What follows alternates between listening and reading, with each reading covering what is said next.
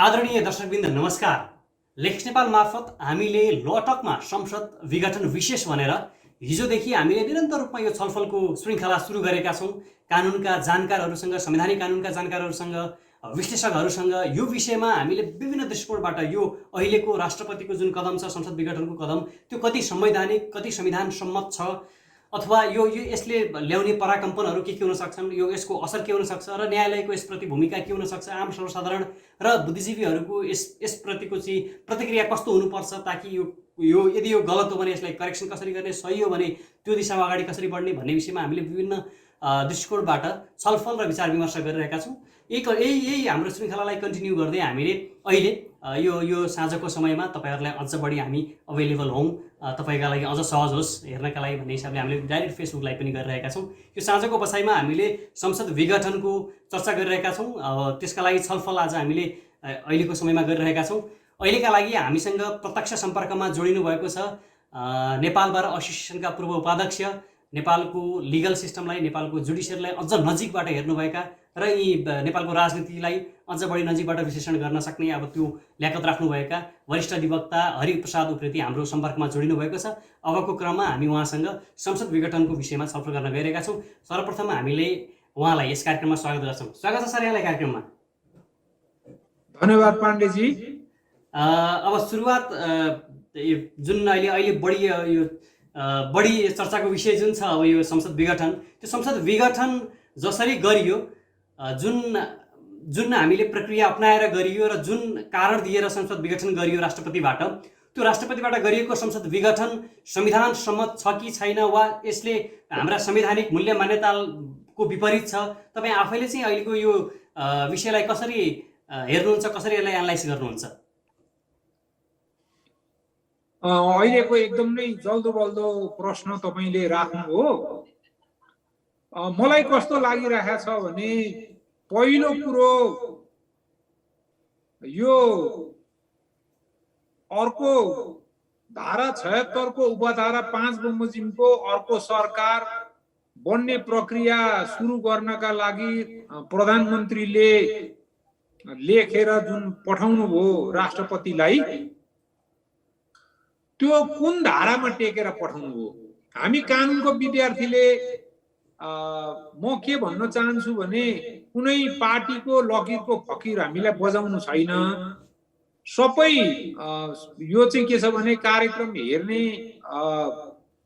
उसले, दर्शकहरूले पनि, श्रोताहरूले पनि बुझ्नुपर्ने कुरा के हो भने, कानुनमा के मानिन्छ भने प्रधानमन्त्री भनेको एउटा सार्वजनिक पदाधिकारी हो, संवैधानिक पदाधिकारी हो, कार्यकारीको प्रमुख हो। र कानुनले, हाम्रो विधिशास्त्रले के भन्छ भने, प्राकृतिक व्यक्ति जस्तो तपाईँ एकेराज पाण्डे, म हरि उप्रेती भने हामी प्राकृतिक व्यक्ति, हामीले कानुनले निषेध गरेको कुरा बाहेक हामी सबै काम गर्न पाउँछौँ। विधिशास्त्रले हामीलाई प्राकृतिक व्यक्तिलाई चाहिँ कानुनले निषेध गरेको बाहेक सबै काम गर्ने अधिकार दिएको हुन्छ। तर अब यस्तो संवैधानिक पदाधिकारी भने चाहिँ यिनीहरू भने प्रधानमन्त्री भनेको चाहिँ प्राकृतिक व्यक्ति होइन, त्यो कानुनी व्यक्ति हो। कानुनी व्यक्ति हो। कानुन, संविधान पनि एउटा कानुन हो, संविधानले सिर्जना गरेको पद हो प्रधानमन्त्रीको पद। अब त्यस्तो कानुनी व्यक्तिले काम गर्नका लागि चाहिँ कानुनले दिएको बाहेक अर्को केही पनि काम गर्न उसले सक्दैन। मैले ठ्याक्कै उल्टो कुरा तपाईँको बुझेँ है। प्राकृतिक व्यक्तिले कानुनले निषेध गरेको बाहेक अरू सबै कुरा गर्न सक्छ के प्राकृतिक व्यक्तिले, अनि कानुनी व्यक्तिले चाहिँ कानुनले दिएको बाहेक अरू केही पनि गर्न सक्दैन। अब मलाई बताइदिनुहोस्, अथवा प्रधानमन्त्रीले बताउनु पर्यो, अथवा प्रधानमन्त्रीको तर्फबाट बहस गर्ने, वकालत गर्ने उहाँका पक्षधरहरूले बताइदिनु पर्यो कि त्यसरी चाहिँ आफूले राजीनामा नगरिकन अनि त्यो 76-5 बमोजिमको सरकार गठनका लागि सिफारिस गर्ने व्यवस्था संविधानमा कहाँ छ? संविधानमा कहीँ पनि छैन। कुनै संवैधानिक कानुनी व्यवस्थामा नटेकिकन उहाँले आफू खुसी रूपमा संविधानमा नभएको अधिकारको प्रयोग गरेर राष्ट्रपतिकामा सिफारिस गर्नु हो, पहिलो कुरा।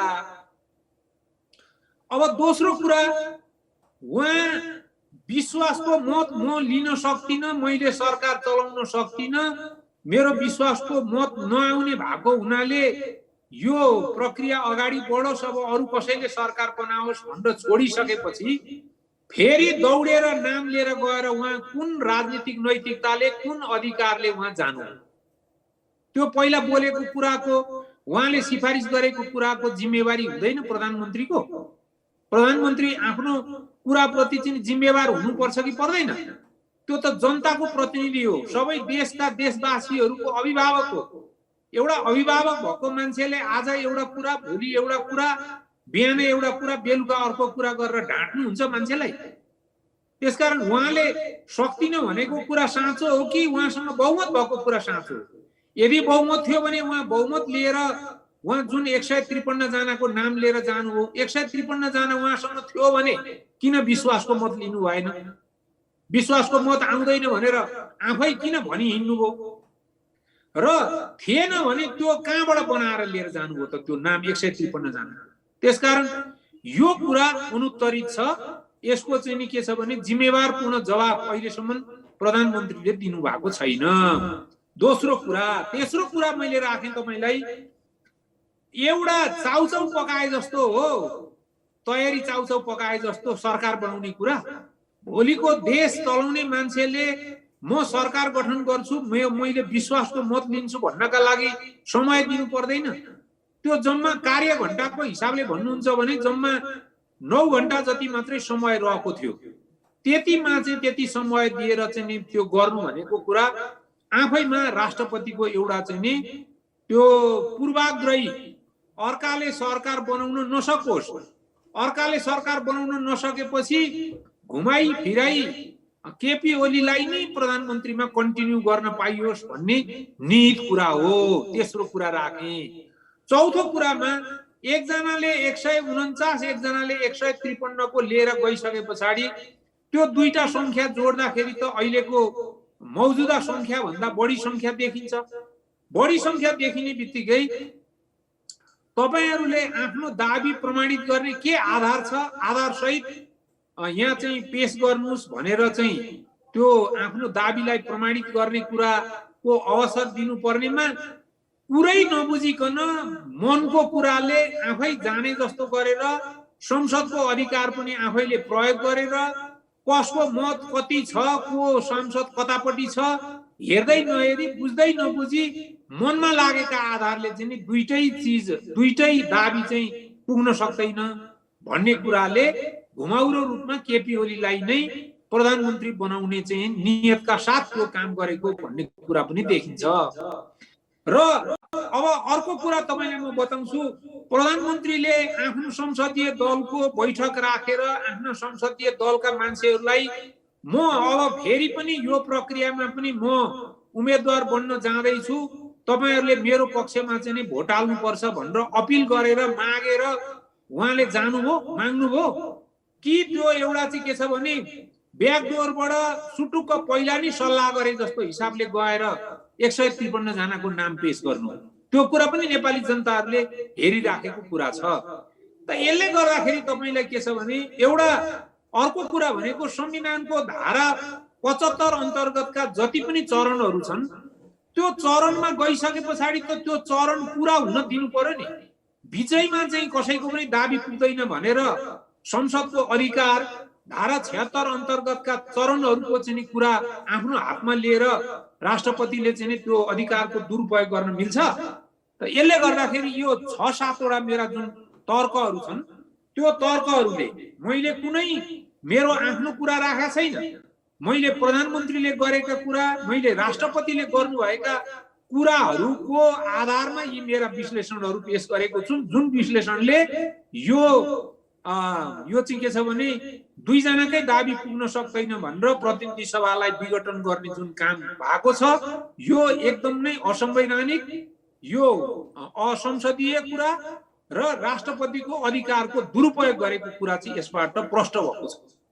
जसलाई यसलाई अझ नजिकबाट एनालाइसिस गर्ने भने, यसलाई नजिकबाट अझै हेर्ने हो भने जस्तो तपाईले जुन आफ्ना विचारहरू दिनुभयो, जस्तो हाम्रो संविधानले जुन प्रक्रिया दिएको छ संसदमा सरकार बनाउनका लागि, त्यसमा हाम्रो उपधारा 1 मा हेर्ने हो भने त्यो अनुसार पनि अब हाम्रो भएन, किन भन्दाखेरि त्यो दल टुक्रिसक्यो। 2 मा जाने हो भने उहाँले विश्वासको मत दिन सक्नु भएन। 3 मा जाँदाखेरि उहाँले मैले विश्वासको मत दिन सक्दिनँ भनेर अब सरेन्डर गर्नुभयो र मार्ग प्रशस्त गर्नुभयो भन्ने उहाँले जुन आफ्नो शब्दमा कोट गर्नुभएको छ, मैले मार्ग प्रशस्त गरिसकेको छु भन्नुभएको छ। तपाईले यो भनिराख्दा एउटा कुरा म यसमा प्लस गर्छु।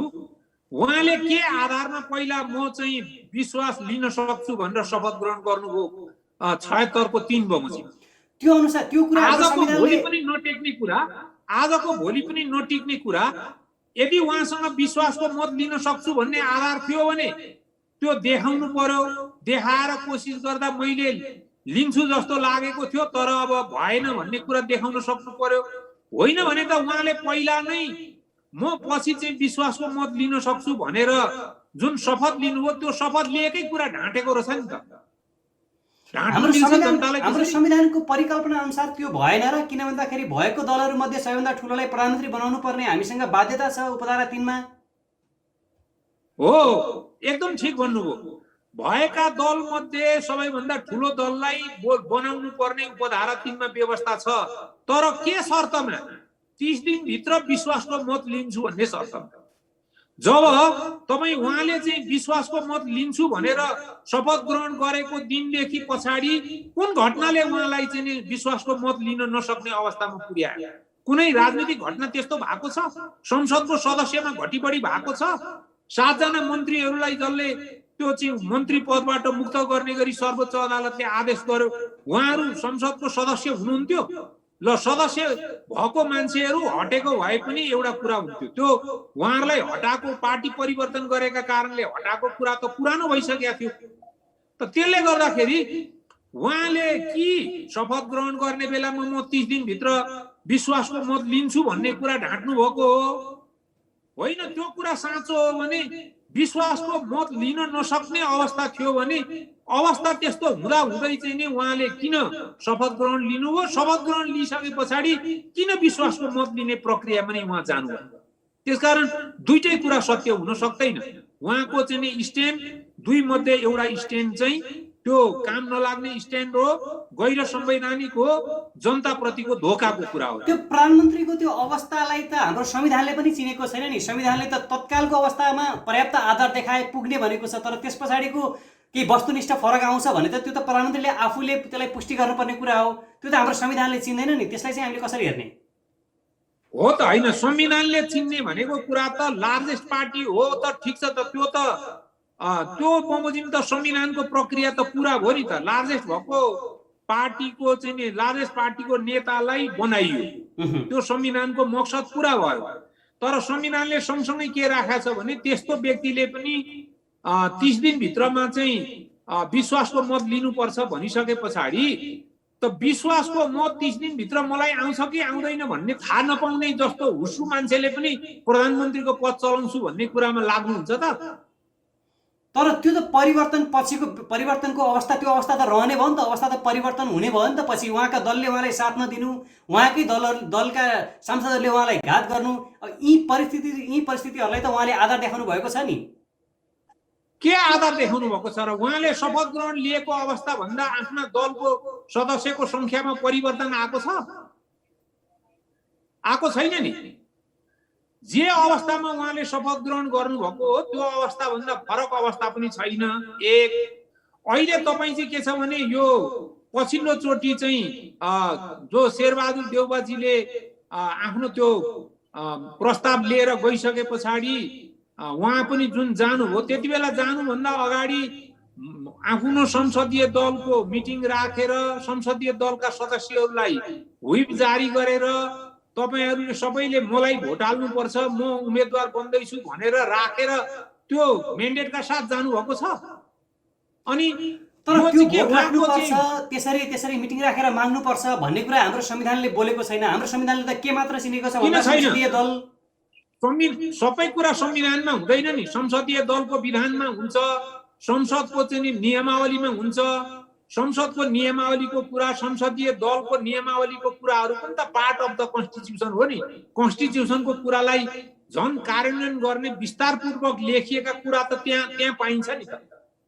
जस्तो यहाँ यस्तो कुरा राष्ट्रपतिले हो। टेकेका आधारलाई अझ हामीले विश्लेषण गर्ने भने उहाँले जुन आधार टेक्नु भएको छ त्यो आधार हामीले हेर्ने हो भने त उहाँले यो एउटै दलकाले अब विपक्षीलाई साथ दिने अरू त्यसलाई अब त्यो चाहिँ नमान्नु तिनीहरूले चाहिँ हामीले कारबाही गर्छौँ भनेर फेरि त्यही दलकाले पत्र पनि पठाएका छन् राष्ट्रपतिलाई। त्यो हुँदाखेरि राष्ट्रपतिले अन्तिम त निकास दिने हाम्रो निकाय भनेको राष्ट्रपति भयो, अन्तिम अथोरिटी। त्यो बेलामा राष्ट्रपतिले स्वाभाविकीय अधिकार प्रयोग गर्यौँ भनेर भनिरहेको छ। त्यो पाउँछ कि पाउँदैन हाम्रो संविधानले दिए अनुसार? होइन, राष्ट्रपतिलाई स्वविवेकीय अधिकार दिएको छैन कि अभिभावकीय अधिकार दिएको छ र संविधानको संरक्षणको अधिकार दिएको छ। तपाईँ पुरै गर्नुहुन्छ भने मन्त्री परिषदको सिफारिस हुनुपर्ने, त्यो सिफारिस प्रधानमन्त्रीले राष्ट्रपतिकामा चाहिँ पुर्याउनु पर्ने र त्यो सिफारिसका आधारमा चल्नुपर्ने राष्ट्रपतिको एउटा संवैधानिक सीमाको कुरा छ।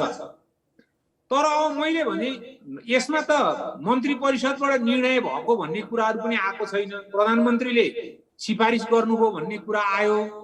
अब त्यसमा पनि के छ भने त्यो कुनै संविधानमा पनि त्यो आधारित छैन। त्यो कुनै प्रक्रियामा त्यसरी चाहिँ एउटा प्रक्रियाको चाहिँ पुरा नगरिकन बसी यो त कोही एउटा मान्छेले, सामान्य मान्छेले भन्नु पर्दा पहिलो बिहे गरेको श्रीमतीसँग डिभोर्स नगरिकन अर्को मान्छेसँग बिहेको, अर्को श्रीमती तुल्याउनका लागि बिहेको कुरा अगाडि बढाएको जस्तो हिसाबले गर्नुभयो। पहिलाको प्रक्रिया एउटा कम्प्लिट भएर उहाँले कि राजीनामा दिने कि विश्वासको मत लिन नसक्ने अवस्था सिर्जना भएपछि पो त्यस पछाडिको उपधारा 5 मा जाने अवस्थाको परिकल्पना गरेका छ। त त्यो अवस्था नहुँदैमा गरेको चिजले त्यो त संविधानको ठाडो उल्लङ्घनको कुरा हो नि। उहाँले खालि आफ्नो बेनिफिटको लागि जसरी पनि त्यो प्रधानमन्त्री भन्ने पद चाहिँ आफ्नो हातबाट नफुत्कियोस् भन्ने हिसाबले चाहिँ यो सबै काम कारबाही भएको र त्यस्तै काम कारबाहीलाई चाहिँ राष्ट्रपतिले अनुमोदन गरेको देखिएको छ।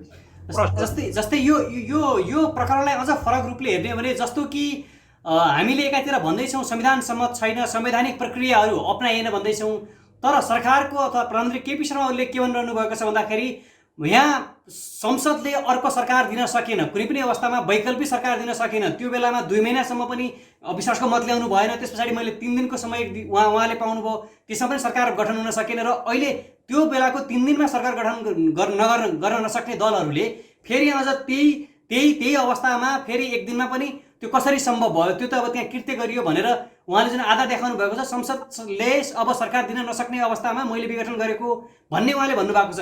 त्यो अवस्था त हामीले स्वीकार्नुपर्छ कि पर्दैन? त्यो अवस्था त होइन, तपाईँले कृत्य गरेको भनेको कुरा भनेर त भएन नि त। को मान्छेको कसले कृत्य गरेको थियो भन्ने कुरा त्यो प्रक्रियामा त्यसमा सही गर्ने सदस्यहरूले साँचो सही गरेका हुन् कि होइनन् भन्ने कुरा बुझ्नका लागि त उपस्थित गराएर हाजिर गराएर हस्ताक्षर गराएर आफ्नो रोबरमा शनाखत गराएर त्यो कुरा भेरिफाई गर्न सकिन्थ्यो।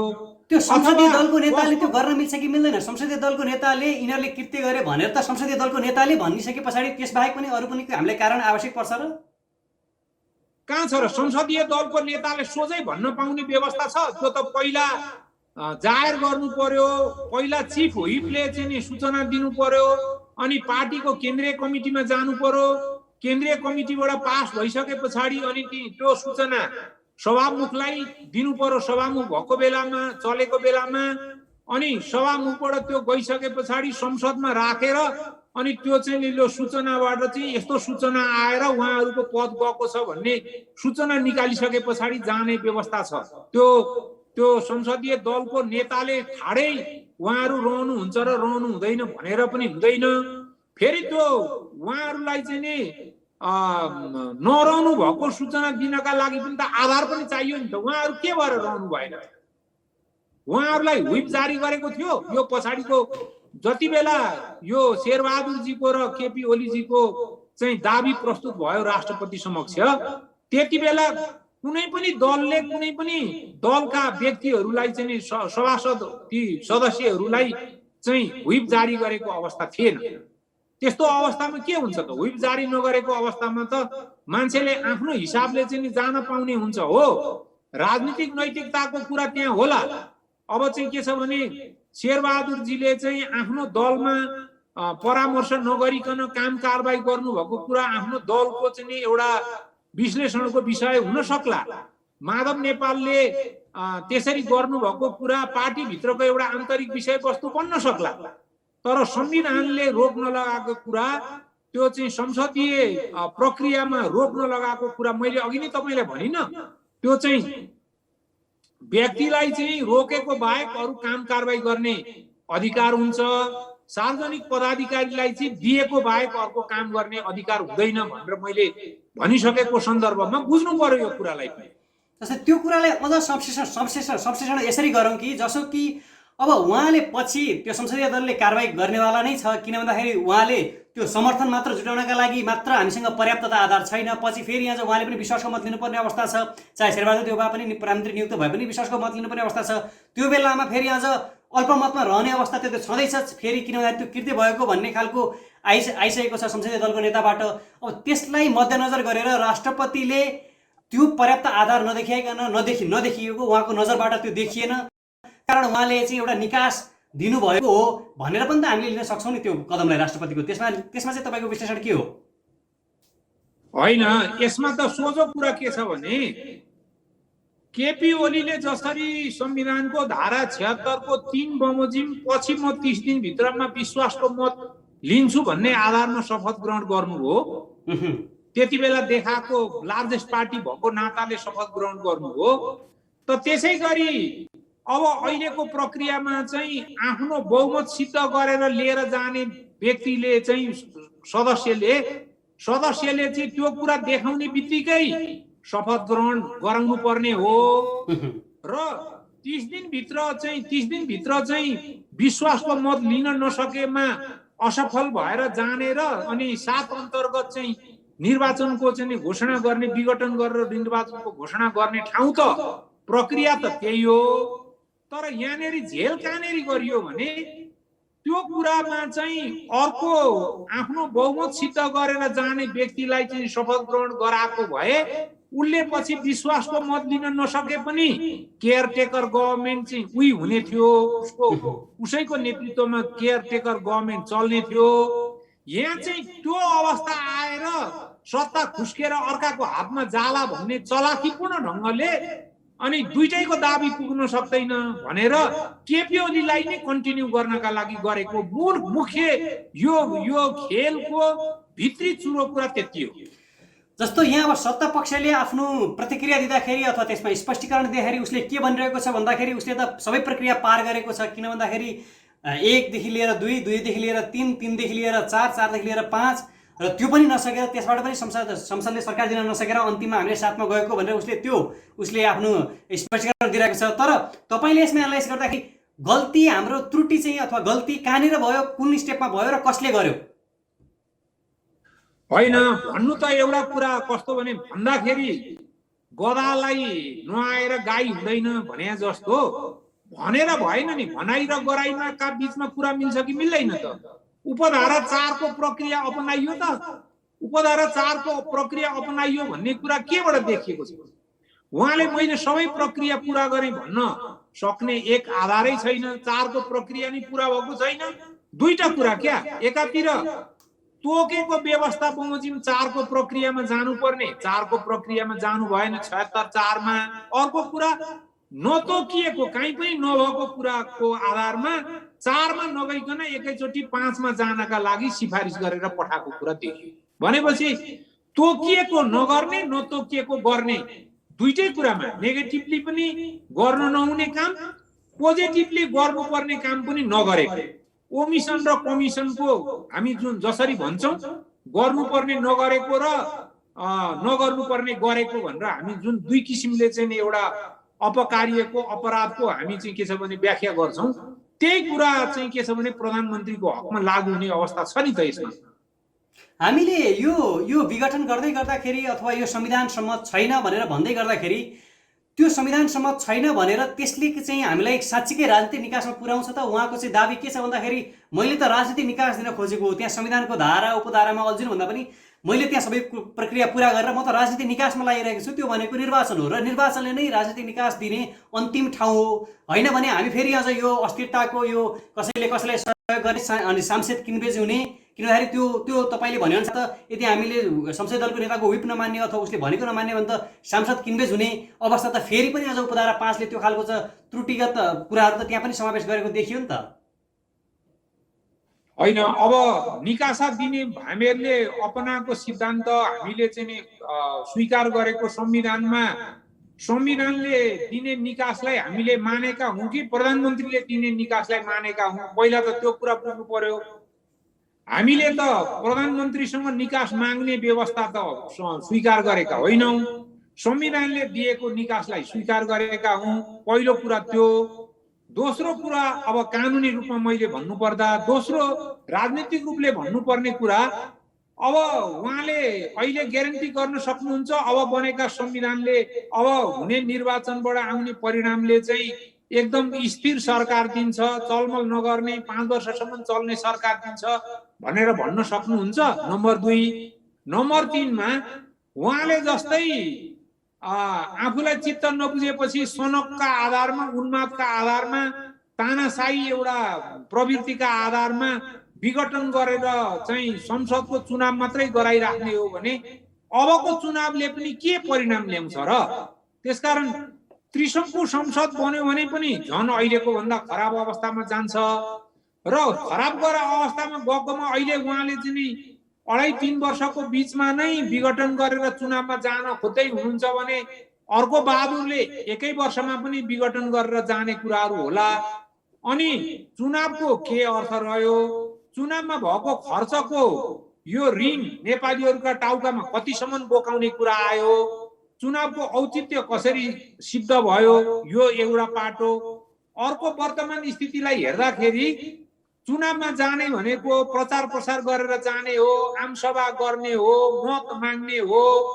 त त्यो अवस्थामा चाहिँ जानै नसक्ने अहिलेको चाहिँ कोरोना कहरको कारणले एउटा जनताहरू रोइराखेको, जानी मृत्युवरण गरिराख्नु परेको अवस्थामा एउटा चाहिँ एकदम क्रोधन र चाहिँ अब रोदनको बीचमा चाहिँ एउटा गुज्रिराखेको अवस्थामा चुनावमा जानु भनेका कुराले यो चुनाव गराउने गरी घोषणा गरेको हो कि चुनावका नाममा सत्तामा टाँसी राख्ने, पावर आफ्नो हातमा लिइराख्ने हिसाबले गरेको भन्ने कुरा पनि त हेरेका होलान् नि नेपाली जनताहरूले। अब त्यसो भए अब यो क्रियाकलाप अब घटिसकेको छ र अब अन्ततः अहिले हामीसँग यो संसदको जीवित रहेको अवस्था पनि छैन अहिलेको अवस्थामा। अब यसको करेक्सन सबैले न्यायालयतिर सोझाएका छन्, सबैको अब नजर न्यायालयतिर सोझिएको छ। अब अहिलेको अवस्थामा यो कदमलाई करेक्सन गर्ने ठाउँ अब भनेको हामीसँग एउटा न्यायालय छ। तर न्यायालयलाई जसरी पछिल्लो चरणमा हामीले हेर्यौँ भने न्यायालयमा परिरहेका प्रमुख राजनीतिक दलका मुद्दाहरू, राजनीतिसँग जोडिएका मुद्दाहरू, त्यसमा जे आउनु पर्ने हो त्योभन्दा अलिकति फरक खालको निर्णयहरू आउने त्यो देखिएको छ विगतको वर्षमा पनि। अब यसले अन्ततः निकास देला भन्ने, न्यायालयले देला भन्नेमा धेरैलाई दुविधा किन पनि छ भन्दा यस अगाडिकोलाई पुनर्स्थापना गरिदियो र अहिले त्यो सम्भावना कम छ। किन भन्दाखेरि अहिले त्यो खालको चाहिँ प्रक्रियाहरू पुरा गरेको छ, त्यो संविधानका ती आधारहरू पुरा गरेको छ भन्ने आइरहेको छ। तपाईँको चाहिँ यसमा अब विचाराधीन छैन यो मुद्दा किन भन्दाखेरि अब त्यो भोलि रिट दर्ता होला। यो अवस्थामा न्यायालयले कसरी करेक्सन गर्नुपर्छ अथवा कसबाट चाहिँ यो कोर्स करेक्सन हुनुपर्छ भन्ने तपाईँको यसमा चाहिँ सुझाव के हुन्छ? यो निकै राम्रो तपाईँले प्रश्न गर्नुभयो। यो चाहिँ के छ भने अदालत भनेको चाहिँ हाम्रो अन्तिम आश्रय स्थल हो, अन्तिम त्यो हाम्रो आशा गर्ने ठाउँ हो। हामीलाई चाहिँ के छ भने निराशै लागे पनि, विश्वास नलागे पनि त्यो भन्दा अर्को ठाउँमा हामी जान सक्ने त्यसको वैकल्पिक अवस्था छैन। अन्ततिरबाट नभएपछि जाने ठाउँ भनेको अदालत हो। त्यसैले अहिले पनि अदालतसँग आशा गर्नुपर्छ, अदालतले न्याय दिन्छ भन्ने कुरामा हामीले चाहिँ मान्नुपर्ने अवस्था छ। यो एउटा कुरा। तर तपाईको कुरासँग अलिकति म कहाँनेरि फरक आफ्नो दृष्टिकोण राख्न चाहन्छु भने फैसला भएका कुराहरूमा त त्यसमा त आफ्ना दृष्टिकोणका कुराहरू राख्नुला म फैसलामा गइराखेको छैन। अहिलेसम्म लगभग राष्ट्रपतिले गरेका काम कारबाही र प्रधानमन्त्रीले गरेका काम कारबाहीका विषयलाई लिएर अथवा प्रधानमन्त्रीले नेतृत्व गरेको संस्थाले गरेका काम कारबाही र निर्णयहरूका विषयलाई लिएर यसलाई अझ प्रष्ट रूपमा भन्नु पर्दाखेरि अध्यादेश जारी गरेको कुरा, अनि यो संवैधानिक परिषद सम्बन्धी अध्यादेश, संवैधानिक परिषदको मिटिङ, संवैधानिक परिषदबाट भएको सिफारिसका आधारमा गरेको नियुक्ति, शपथ, अनि त्यसमा चाहिँ के छ भने प्रधान न्यायाधीशको उपस्थिति, अनि त्यस पछाडि अरू यी र यस्तै अध्यादेशका विषयहरूमा परेका, मन्त्री परिषदको विस्तारका विषयमा परेका रिट निवेदन लगभग 1 दर्जन भन्दा बढी चाहिँ रिट निवेदनहरू सर्वोच्च अदालतमा अहिले विचाराधीन छन्। एक, ती विचाराधीन भएका मुद्दामा किन पेशीमा चढ्दैन, किन ती मुद्दामा सुनवाई हुँदैन, किन ती मुद्दा एकैचोटि सुनवाई भएर विभिन्न इजलासमा राखिँदैन, किन त्यसको चाहिँ पेशीमा चढाउँदै स्थगित गर्दै अनन्त कालसम्म त्यसलाई चाहिँ लम्ब्याएर लगिराखेको छ।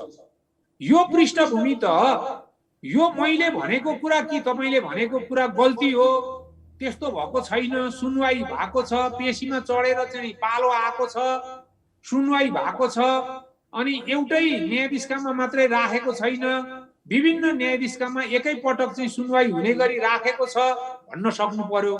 होइन भने मैले उठाएका प्रश्नहरूलाई हेर्दाखेरि चाहिँ अहिलेसम्मको सर्वोच्च अदालतको रवैयाले मान्छेले अपेक्षा गरेको बमोजिम इन्साफ दिने कुराहरूमा चाहिँ सर्वोच्च अदालत तदारुकताका साथ त्यो न्याय दिने कुराहरूमा अग्रसर देखिएको अवस्था छैन। अहिलेसम्मको अवस्थालाई हेर्दाखेरि आशा गर्न सकिने ठाउँ पनि छैन, निराशा बनाएको अवस्था छ। तर निराशा भएर हामी एउटा कुनै पनि निष्कर्षमा नपुग्ने, अब विगतका कुरा जे भए पनि यो इस्यु भोलि चाहिँ के छ भने अदालतमा गयो भने त्यसमा चाहिँ अदालतले चाहिँ हेर्छ भन्ने एउटा कुरा राखौँ। दोस्रो कुरा भनेको मैले सुनेको, मैले गने त छैन, अब यो विषयमा रिट निवेदन लिएर जाने चाहिँ प्रतिनिधि सभाका सदस्यहरूको संख्या नै सरकार बनाउनका लागि बहुमत पुग्ने सदस्यहरू चाहिँ अदालतमा उपस्थित भएर गए भने हिजो राष्ट्रपतिले चाहिँ कसको बहुमत छ भन्ने कुरा, दुवैको कुरामा विश्वास नभएको भन्ने आधारमा गरेको विघटनको कुरालाई त्यसले चुनौती दिन्छ कि दिँदैन त्यो संख्याले, र त्यो चुनौती दिएको कुरालाई अदालतले ग्रहण गर्नुपर्छ कि पर्दैन भन्ने जबरजस्त एउटा चाहिँ के छ भने प्रश्न अदालतका अगाडि उपस्थित हुने हुनाले यदि त्यो संख्या सरकार बनाउन पुग्ने बहुमतको संख्याकै आधारमा त्यति नै संख्याका सदस्यहरूले चाहिँ यो रिट दायर गरेको कुरा यदि देखिएको अवस्था रहेछ भने सर्वोच्च अदालतले चाहिँ त्यसमा न्याय दिनु बाहेक अर्को विकल्पमा जाने ठाउँ चाहिँ देखिँदैन। त्यसैले गर्दाखेरि भविष्यमा चाहिँ के छ भने यो कुरालाई सर्वोच्च अदालतले सम्बोधन गर्ला कि भन्ने एउटा आशा गरेर बस्नुपर्ने स्थिति देखिएको छ। तर न्यायालयबाट निकास दिँदैमा फेरि त्यसले स्थिरता ल्याउने, त्यसले फेरि सुशासन ल्याउने, त्यसले फेरि विधिको शासन ल्याउने त अवस्था फेरि पनि रहेन नि। किन भन्दा यहाँभन्दा अगाडिको त्यो फैसलालाई नै अहिले अब कतिपयले त्यो त अदालतकै अवहेलना गरेको, हाम्रै अदालतको अवहेलना भएको अवस्था छ। अब यो अवस्थामा त फेरि सोझिन चाहिँ अन्तिममा गाँठो चाहिँ न्यायालयमा गएर पुगाउने, तर फेरि त्यो कार्यान्वयनमा नआउँदाखेरि त फेरि पनि स्थिति त उस्तै रह्यो नि त। होइन, कार्यान्वयनमा आउँदाखेरि स्थिति उस्तै रह्यो भन्ने कुरा चाहिँ संविधानका आधारमा हामीले हेर्नु पर्यो। संविधानले एकपटक गरिसके पछाडिको आउने विकल्प चाहिँ स्थिर खालको हुनुपर्छ भनेर कहीँ लेख्या छ भने स्थिरको सरकारको मात्रै हामी कुराकानी गर्न जानु पर्यो। होइन, संविधानका धारा 76 भित्रको प्यारामिटर भित्र बसेर, त्यो वृत्त भित्र बसेर हुने अभ्यासमा 6 महिनामा पनि सरकार बन्न सक्छन्, 6 महिनामा पनि परिवर्तन हुन सक्छ भन्ने कुरा संविधानले त्यो कुरा दिइराखेको छ भने जस्तो संविधान बनायौँ हामीले त्यस्तै खालको चाहिँ के छ भने परिणाम पनि स्वीकार गर्नलाई सक्नु पर्यो। त्यसकारणले गर्दा राजनीतिक रूपमा तपाईको कति अस्थिर बन्ला त्यो सरकार, कति चल्ला त्यो सरकारले जनताले भने बमोजिम डेलिभरी दिन सक्ला नसक्ला, त्यो सरकार केपी ओलीको सरकार भन्दा पनि अनपपुलर होला, त्यो बेग्लै कुरा हो। तर जबसम्म संविधानको प्रक्रियाबाट सरकार बन्ने स्थिति पनि छ र त्यो सरकार भत्किने, भोलि गएर त्यसले विश्वास लिन नसक्ने पनि अवस्था संविधानले सिर्जना गरेको छ भने संविधानले सिर्जना गरेका ती कुराहरूलाई कार्यान्वयन हुन चाहिँ दिनुपर्छ हामीले। अब हामी कार्यक्रमको अन्त्यतिर पनि छौँ। कतिपयले यो लाइभ हेर्नु भएकोले केही प्रश्नहरू जिज्ञासाहरू पनि राख्नु भएको छ। मैले तपाईँलाई अन्त्यतिर एउटा जिज्ञासा पनि राखेँ। अहिले जसरी धमाधम एकपछि अर्को अध्यादेशहरू आइरहेका छन्, अब महामारीमा त्यो सङ्कटकाल लगाउने खालको पनि अध्यादेश आइरहेको छ। त्यसै गरी शपथ सम्बन्धी पनि आयो र आजै मात्र पनि एउटा अङ्गीकृत नागरिकका सन्तानहरूलाई जन्मसिद्ध नागरिकका सन्तानहरूलाई वंशजको नागरिकता दिने भन्ने खालको अध्यादेश आज आइसकेको छ। यसले के देखाउँछ? यसले चाहिँ साँच्चीकै समाधान उन्मुख देखाउँछ कि अथवा यसले के पर्सेप्सन गर्छ अब आगामी दिनहरूमा? होइन, तपाईँ एउटा नागरिकतामा चाहिँ पहिला भइराखेको व्यवस्थालाई खुकुलो पार्ने कुराले के कुरा गर्छ भन्दाखेरि बाहिरका मान्छेहरू नागरिक बन्न नसक्ने मान्छे पनि नागरिक बन्ने प्रक्रियाको सुरुवात हुन्छ। त्यो प्रक्रियाको सुरुवात भयो भने के हुन्छ? मतदाताहरूको संख्या बढ्छ। मतदाताहरूको संख्या बढ्यो भने के हुन्छ? त्यस्ता बढेका मतदाताहरूले आफू जस्तै प्रतिनिधि छान्छ। अनि आफू जस्तै त्यस्तै प्रतिनिधिहरू छान्दै गयो भने के हुन्छ?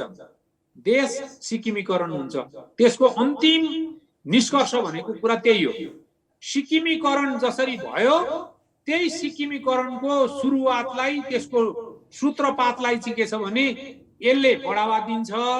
यो एउटा कुरा हो। अब अध्यादेश भनेको कुरा एउटा चाहिँ नियतसँग पनि गाँसिन्छ कुरा। तपाईको एउटै कुरा विचाराधीन विषय पनि थियो नि त। त्यो त संसदमा विचाराधीन थियो। नागरिकता सम्बन्धी विधेयक त लामो समयसम्म विचाराधीन थियो, तर त्यसलाई छलेर अध्यादेश ल्याइएको छ। होइन, अब यो त उहाँको शैली नै के छ भने संविधान भन्दा अध्यादेश ठुलो, संसद भन्दा अध्यादेश ठुलो। अब सबै चाहिँ के छ भने अरु कानुन, संसदबाट पास भएका कानुनबाट शासन गर्न नसक्ने सबै अध्यादेशको भर परेर जानुपर्ने त उहाँको पटक पटक देखाइराखेको छ। पृष्ठभूमिले पनि त्यो कुरा देखाएको छ। र अब एउटै शब्द नि तपाईलाई म एउटा त्यहाँ जसले जो चाहिँ के छ भने दर्शकहरूले त्यहाँ चाहिँ सोध्नु भएको छ, राख्नु भएको छ प्रश्न उहाँ यो अनलाइन मार्फत, उहाँहरूलाई म के भन्न चाहन्छु भने एउटा चोर साथीले 12 बजे त भनेर भन्यो भने चोरी गर्न जाउँ भन्ने आशयको चाहिँ नि त्यसले अभिव्यक्ति दिएको भन्ने हुन्छ।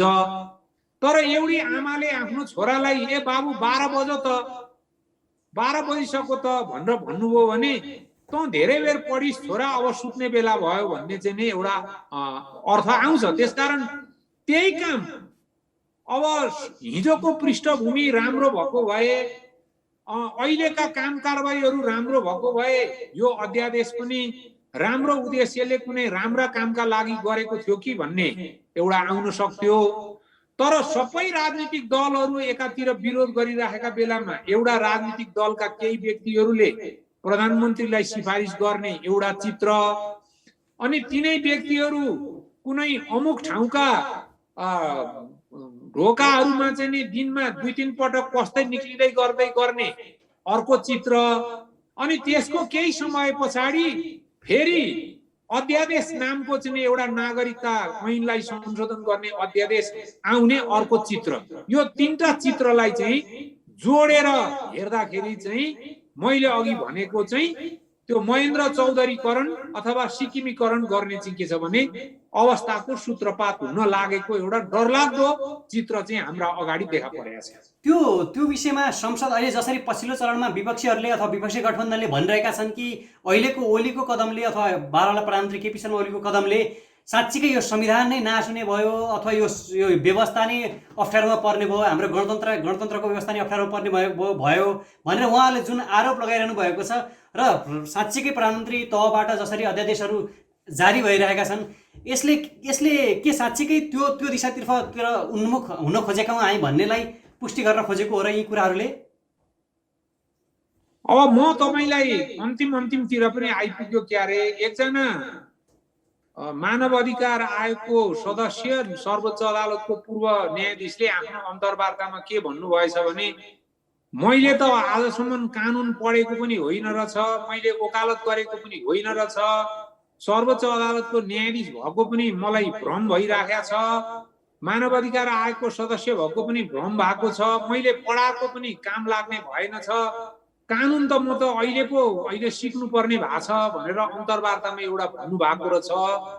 यो अध्यादेशको श्रृङ्खलामा मलाई अब अरू त के आउँछन् मलाई एउटा मात्रै नआइले भन्ने थियो। त्यो के छ भने यो मुलुकमा केपी शर्मा ओलीलाई चाहिँ नि अगाउने बेला नभएसम्म, उहाँलाई इच्छा भएसम्म चाहिँ अरू मान्छे प्रधानमन्त्री हुन पाउने छैन भन्ने अध्यादेश एउटा चाहिँ जारी हुँदैन कि, नत्र बाँकी अरू जे पनि आउन सक्छन्, हामी तयार भएर बस्नुपर्छ। अब अन्तिममा तपाईँसँग सुझाव पनि लिन चाहेका छौँ, किन भन्दाखेरि यो तपाईँलाई सुनिरहनुभएका, तपाईँलाई हेरिरहनुभएका र यसमा चासो राख्ने व्यक्तिहरूलाई पनि कम्तीमा अब चाहिँ नागरिकले अहिले धेरैले अब यो व्यवस्थामाथि पनि प्रश्न उठाइरहेका छन्, यो संसदीय व्यवस्थामाथि नै प्रश्न उठाइरहेका छन्। किन भन्दाखेरि अदालतले यताबाट करेक्सन गर्ने, उताबाट कार्यान्वयन नहुने, फेरि अदालतमा गएर गाँठो फुकाउनु पर्ने, जबकि राजनीतिले अहिले आफ्नो एउटा जुन कोर्स, जुन दिशा लिनुपर्ने त्यो लिइरहेको छैन। उसले अन्ततः सबै मुद्दाहरू अदालतकै पोल्टामा ल्याएर छोडिदिरहेको छ र अदालतलाई अदालत पनि त्यस्तै प्रभावमा पर्न बाध्य पनि पारिएको छ कतिपय अवस्थामा। अब यो अवस्थामा हामीले यो व्यवस्थालाई, यो न्यायालय, यो विधिको शासनलाई जोगाउनका लागि अहिलेको अवस्थामा आम सर्वसाधारणले, नागरिकले, बुद्धिजीवीहरूले, सांसदहरूले गर्नुपर्ने कामहरू के हो जसले गर्दाखेरि हामीले यो व्यवस्था, यो संविधानवाद, यो विधिको शासन जोगाउन सक्छौँ? अन्तिममा तपाईँको चाहिँ सुझाव के हुन्छ? म यसमा एकदम सठिक रूपमा दुईटा कुरा भन्छु। एउटा कुरा के छ भने हामीले आजसम्म व्यक्तिले गरेका कमी कमजोरीहरूलाई, व्यक्तिले गरेका बदमाशीहरूलाई बिर्सेर त्यसको चाहिँ कारक चाहिँ प्रणाली हो अथवा सिस्टम हो भन्ने कुरातर्फ गएर चाहिँ सिस्टमलाई परिवर्तन गर्दै अनि त्यो सिस्टम बिगार्ने व्यक्तिहरूलाई चाहिँ नि दण्डमुक्त गर्दै आयौं। न हामीले त्यसलाई दण्डित गर्न सक्यौं, न व्यक्तिलाई फेरेर यही सिस्टमले काम गर्न सक्छ भन्ने कुरातर्फ हामी लाग्यौं। जति जति व्यक्तिले बिगार्दै गयो उति उति व्यक्तिलाई छुट दिँदै प्रणालीलाई परिवर्तन गर्नपट्टि लाग्यौं। यो प्रक्रिया पहिलो कुरा रोकिनुपर्छ। हामीले इतिहासमा जसले मुलुकलाई चाहिँ बिगार्ने कामहरू गरेका छन्, जसले जिम्मेवारी लिनुपर्ने ठाउँमा जिम्मेवारी लिएका छैनन्, ती मान्छेलाई जिम्मेवार बनाउँदै उनीहरूलाई चाहिँ नि गलत काम गरेको कुरामा चाहिँ नि उत्तरदायी बनाएर दण्डित गर्ने तर्फ पनि हामी नेपाली जनताले अब सचेत रहनुपर्ने अवस्था छ। एक दोस्रो कुरा के छ भने संसदीय व्यवस्था, त्यसमा पनि अहिलेको यो फेडरल सिस्टममा आधारित संसदीय व्यवस्था जुन छ, यसमा अहिले प्रष्ट ढङ्गले प्रदेशमा देखिएको जुन रडाको छ, प्रदेशमा भइराखेको चाहिँ जुन अहिले खेलहरू छन्, त्यसका विभिन्न चित्रहरू छन्, त्यसले चाहिँ के छ भने यो प्रदेश भन्ने चाहिँ यो व्यर्थको चिज हामीले चाहिँ के छ भने सेतो हात्ती पाले जस्तो खर्च मात्रै गर्नुपर्ने, देशले उपलब्धि केही पनि नपाउने खालको चिजको रूपमा चाहिँ प्रयोगबाटै यो कुरा देखिएको छ। यसलाई खारेज गर्नुपर्ने एउटा कुरा। र अब यो चाहिँ के छ भने संसदहरूको किनबेच, त्यसको बहुमत कि यसको बहुमत, अनि के भने आफ्नो बिजनेसमा लाग्नु भन्दा पनि खाली प्रधानमन्त्रीलाई चाहिँ टिकाउने र झार्ने खेलमा मात्रै लाग्ने जुन एउटा अत्यन्तै खराब खालको अभ्यास संसदीय अभ्यासमा देखियो। यसले गर्दाखेरि एउटा चाहिँ डाइरेक्ट निर्वाचित कार्यकारीको परिकल्पना गर्ने गरी चाहिँ एउटा संशोधन गर्नुपर्ने कुराहरू, यी दुईटा कुराहरू चाहिँ मैले महत्त्वपूर्ण देखेको छु। र तेस्रो कुरामा चाहिँ निर्वाचन प्रणालीमा व्यापक सुधार हुनुपर्छ। गुण्डाले अनि माफियाले, बिचौलियाले, पैसा खर्च गर्नेले, गुण्डा सञ्चालन गर्नेले चुनाव जित्ने अवस्था भएसम्म हाम्रा प्रतिनिधिहरू गतिलो आउँदैन। निर्वाचन सिस्टममा पनि हामीले आमूल परिवर्तन गर्ने र त्यसमा एकदम तटस्थ भएर काम गर्न सक्ने, जसरी इन्डियामा टिएन सेसनले चाहिँ नि एउटा तहल्का मचाउने गरी चाहिँ नि एउटा निर्वाचन आयोगको नामै पछिसम्म पनि नाम लिने गरी काम गरेका थिए, त्यस्तो किसिमको काम गर्ने पात्र पनि खोज्ने र त्यसका लागि काम गर्ने आधार पनि तयार पार्नुपर्ने, यी तीनवटा कुराहरूमा सुधार हामीले गर्न सकेनौं भने 100 वर्ष पछिसम्म पनि हाम्रो यो अवस्था यस्तै रहन्छ। केपी ओलीको ठाउँमा यही सिस्टम अन्तर्गत अर्को कुनै प्रधानमन्त्री आए पनि उसबाट जनताले डेलिभरी पाउन सक्ने अवस्था हुँदैन। यो चाहिँ के छ भन्दाखेरि पालो गरेर अनि पर्खेर पालो गरी गरी चाहिँ नि योलाई खानेर सिद्ध्याउने खेल मात्रै यो निरन्तर रूपमा चलिरहन्छ। यसलाई रोक्नका लागि अघि मैले भनेका कम्तीमा पनि यी 2-3 कुराहरूमा चाहिँ संवैधानिक परिवर्तन गर्न जरुरी छ। हामीले यो विशेष तह संसद विघटन विशेषमा हामीले यो बहस केन्द्रित गरे पनि तपाईले अन्तिममा उठाउनुभएका जति पनि विषय छन्, यो संहिताका विषय, यो प्रत्यक्ष निर्वाचनका विषय, यो निर्वाचन प्रणालीका विषयहरू, त्यसमा हामी फेरि आगामी दिनमा छलफल गरिनेछौँ। किन भन्दाखेरि अहिलेको यो माहौल, अहिलेको यो समय संसद विघटन विशेषमै भएका कारणले अब यी कुराहरूले फर्दर छलफल पाउनेछन्। तर आज जुन छलफलको विषय छ यसमा चाहिँ जुन आफ्नो अहिमत दिएर हाम्रा श्रोताहरूलाई, हाम्रा दर्शकहरूलाई यो सुन्ने, यो बुझ्ने अवसर दिनुभयो, तपाईँको यो महत्त्वपूर्ण समय र यो विचारका लागि धेरै धेरै धन्यवाद। धन्यवाद पाण्डेजी। मेरो तर्फबाट पनि जति तपाईको माध्यमबाट जति जनामा म जान सकेँ, जति जनालाई मैले आफ्ना कुरा सुनाउन सकेँ, जसले सुनिदिनु भयो उहाँहरूप्रति पनि म हार्दिक आभार व्यक्त गर्दछु। हस् यहाँलाई धन्यवाद।